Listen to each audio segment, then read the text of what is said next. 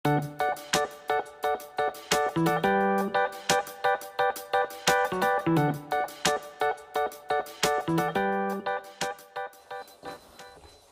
selamat pagi, sahabat properti. Saya Ito dari GM Property. Saya akan mereview satu unit rumah di kawasan Bandung Utara. Ini lokasinya cukup dekat dengan Dago. Kawasan ini juga dekat dengan beberapa kampus. Ada ITB, ada Widyatama, ITENAS. Barangkali ada keluarga-keluarga yang anaknya akan ada rencana kuliah di salah satu kampus tersebut.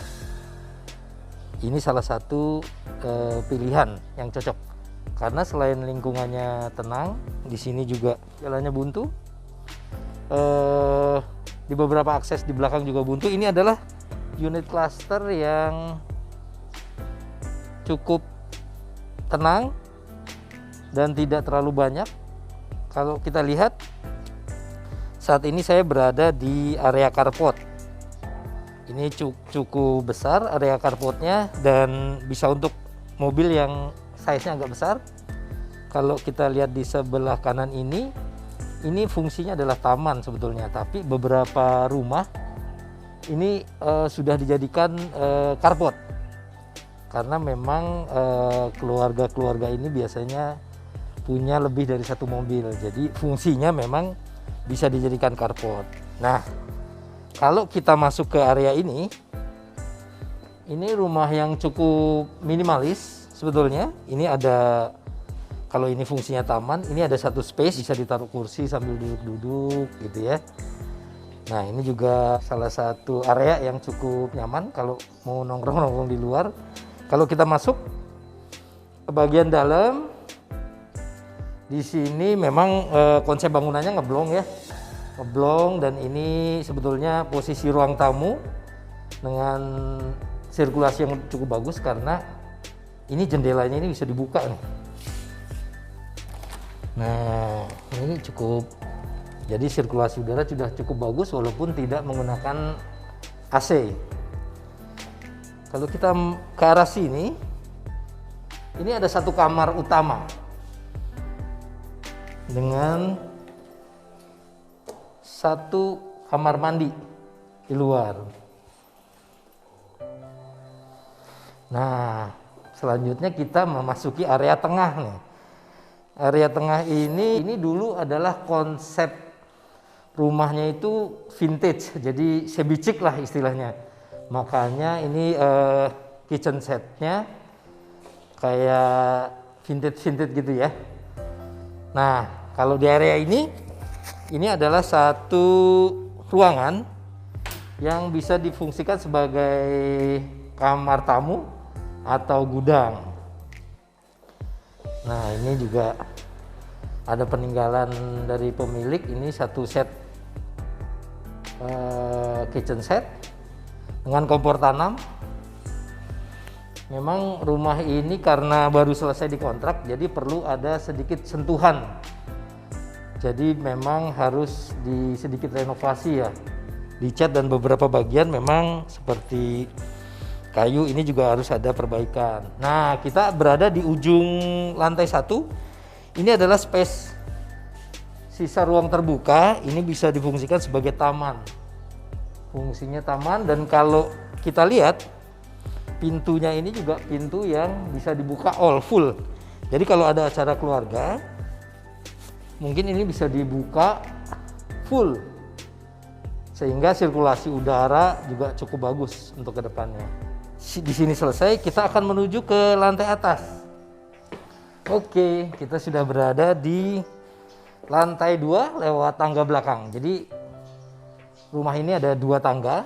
Satu adalah yang kalau kita lihat nih, ini adalah kamar utama. Kamar utama yang aksesnya dari pintu utama tadi, pintu depan. Ini adalah service area yang cukup luas. Karena kalau misalnya ada satu keluarga yang membutuhkan tambahan kamar, ini juga memungkinkan untuk dibangun satu kamar atau satu tempat untuk berkumpulnya keluarga yang lebih privacy. Ini adalah satu ruangan yang saat ini dijadikan gudang Dan ini tidak permanen, ini hanya pakai asbes ya, sehingga ini masih bisa dirubah fungsinya, dibikin satu ruangan atau ruang keluarga. Nah, sekarang kita akan menuju ke kamar utama yang tangganya berada di depan. Mari. Oke, saat ini kita menuju ke area kamar utama yang akses jalannya lewat tangga depan, tangga yang ini. Mari. Nah, kita saat ini sudah berada di kamar utama lantai 2. Ruangannya cukup besar, Anda bisa lihat. Kalau tadi sempat saya bahas bahwa di sebelah tembok ini itu adalah satu ruangan yang kita naik dari tangga belakang yang cukup luas. Kalau seandainya ada rencana kedepannya ingin ditembusin tembok ini, sepertinya bisa dibobol sehingga aksesnya nyambung ke akses belakang yang lokasinya cukup luas. Nah, kalau kita lihat ini kan ada satu tembok ya. Kalau seandainya tetap ruang utama, kamar tidur utama ini tidak mau terganggu, ini bisa dibikin satu skat. Jadi ini tetap jadi kamar utama karena ada kamar mandi di dalam yang tetap menjadi kamar tidur privacy. Artinya kalau di sini blong, berarti ini kamar tidur utama tetap tidak terganggu.